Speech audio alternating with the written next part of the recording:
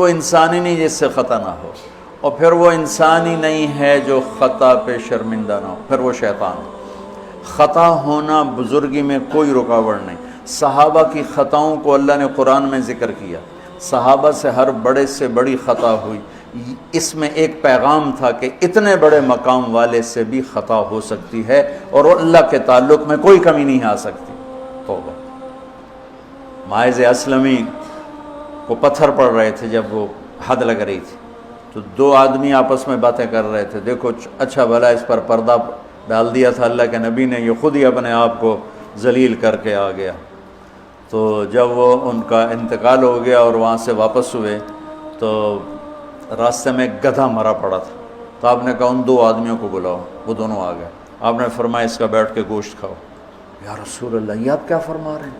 ناپاک، حرام، مردار۔ کہ ابھی جو تم نے ماعز کا گوشت کھایا اس سے زیادہ ناپاک تم نے کھایا۔ کہ تم اس کی غیبت کر رہے، اور میں محمد مصطفیٰ اللہ کی قسم کھا کے کہتا ہوں میں اسے دیکھ رہا ہوں جنت کی نہروں میں نہاتا پھر رہا ہوں۔ گناہ ہونا انسانی اللہ اور بندے کے تعلق میں رکاوٹ تب بنتا ہے جب اصرار ہو، کرتا ہی جائے کرتا ہی جائے۔ اس لیے کبھی کسی کے گناہ پر اس کو حقیر نہ سمجھو، ہاتھ جوڑتا ہوں، کسی کو حقیر، کسی سے نفرت نہ، اپنی نیکی کے تکبر سے بچو۔ اللہ کی قسم، نیکی کا تکبر پیسے کے تکبر سے بھی زیادہ خوفناک ہے۔ ہم ایسے، ہم ایسے، تم ایسے، تم ایسے۔ اور امرأہ غامدیہ رضی اللہ تعالیٰ عنہا سے برائی ہو گئی، حاملہ ہو گئیں، اور ان پر قربان جائیں، سبحان اللہ کے نبی کے پاس آئیں، میں ماعز کی طرح نہیں ہوں کہ آپ کہیں جا تو نے کوئی نہیں کیا، میں حاملہ ہوں زنا سے، مجھے پاک کریں۔ تو آپ نے فرمایا، آپ نے اس کو ٹالنے کے لیے کہ جا پہلے بچہ پیدا کر پھر اس کے بعد دیکھا جائے گا، کہ 9 مہینے گزریں گے آپ ہی بھول جائے گی۔ وہ 9 مہینے بعد پھر آ گئی کہ مجھ سے گناہ ہوا ہے، یہ میرا بچہ پیدا ہو گیا ہے، اب مجھے پاک کریں۔ آپ حیران ہو گئے اس کے اس اندر کے بے قراری پر۔ آپ نے پھر دوسرا ہیلا اختیار فرمایا، آپ نے فرمایا بچے کو دودھ پلا 2 سال، جب یہ روٹی کھانے کے قابل ہو جائے پھر آنا، پھر حد لگائیں گے۔ 2 سال اس نے دودھ پلایا، اور ایک دن چشم فلک نے دیکھا کہ ایک عورت بچے کو انگلی سے پکڑ کے لا رہی ہے، اور اس بچے کے دوسرے ہاتھ میں روٹی ہے اور وہ کھا رہا ہے، اور آ کر کہتی ہے یا رسول اللہ یہ روٹی کھا رہا، طہرنی، مجھے پاک کیجیے۔ میرے نبی کے بھی آنسو نکل آئے۔ تو آپ نے فرمایا اس بچے کو کون اپنا بیٹا بناتا ہے، میں ضمانت دیتا ہوں جنت میں وہ میرا ساتھی ہوگا۔ تو ایک انصاری صحابی نے اٹھ کر کہا یا رسول اللہ میں اس کو اپنا بیٹا بناتا ہوں۔ اتنی بڑی بڑی ہستیوں سے گناہ ہو جاتے ہیں، لیکن ہم کہتے ہیں یا موسیٰ یا فرعون۔ وہ جو ایک احمقانہ شعر ہے، دورنگی چھوڑ دے یا کرنگ ہو جا، سراسر موم ہو یا سنگ ہو جا، کسی بیوقوف شاعر نے یہ شعر کہا۔ تو ان پر حد لگی تو خون کا کہ چھینٹے حضرت خالد پر جا کے پڑے، تو انہوں نے کو 2-4 لفظ سخت کہہ دیا۔ آپ نے فرمایا خالد ایسا مت کہو، اس بچی نے وہ توبہ کی ہے پورے مدینے پہ تقسیم کروں سب کی بخشش ہو جائے۔ انہو من یتق، بڑے سے بڑے سے بھی ہو جاتا ہے۔ سارعوا الی مغفرۃ من ربکم وجنۃ عرضها السماوات والارض اعدت، بولو للمتقین۔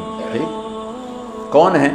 الذین ينفقون فی السراء والضراء، جو تنگی اور فراخی میں خرچ کرتے ہیں، والکاظمین الغیظ، جو غصے کو پیتے ہیں، والعافین عن الناس، جو لوگوں کو معاف کرتے ہیں، واللہ یحب المحسنین، اللہ احسان کرنے والوں کو پسند کرتا ہے۔ اب آگے بھی تقوی والے ہی آ رہے ہیں۔ والذین اذا فعلوا فاحشۃ، فاحشہ میں نے بتایا تھا نا قرآن میں کس معنی میں آتا ہے، اور یہ کس کے بارے میں؟ اللہ اکبر، واہ میرے رب، تو نے اتنی گنجائشیں دی اور تیرے بندوں نے جہنم ہی واجب کر دی تیرے بندوں پر۔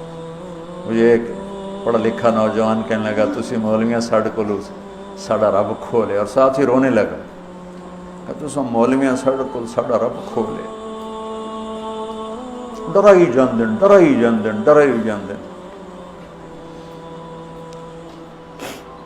والذین اذا فعلوا فاحشۃ، یہ بھی تقوی والے ہیں، او ظلموا انفسهم، یہ بھی تقوی والے ہیں، ذکروا اللہ فاستغفروا لذنوبہم ومن یغفر الذنوب الا اللہ ولم یصروا علی ما فعلوا۔ یہاں آ کے جدا ہو گیا، متقی اور فاسق جدا ہو گیا کہ متقی بھی یہ سارے گناہ کر سکتا ہے لیکن وہ چھوڑ دیتا ہے، اصرار نہیں کرتا، روتا ہے، معافی مانگتا ہے، اور جو بدماش ہوتا ہے وہ کرتا جاتا ہے، وہ کہتا ہے ویکھی جائے گی ویکھی جائے گی۔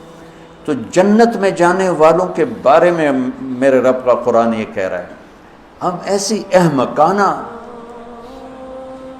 سوچ کے مالک ہیں کہ نیک آدمی تو بن جائے معصوم پاک نبیوں کی طرح، اور جو نافرمان ہے وہ فرعون بن جائے، وہ کیوں نیکی کرتا ہے۔ میرا کالج کا ساتھی تھا احمد مصطفیٰ، 96 میں فوت ہو گیا۔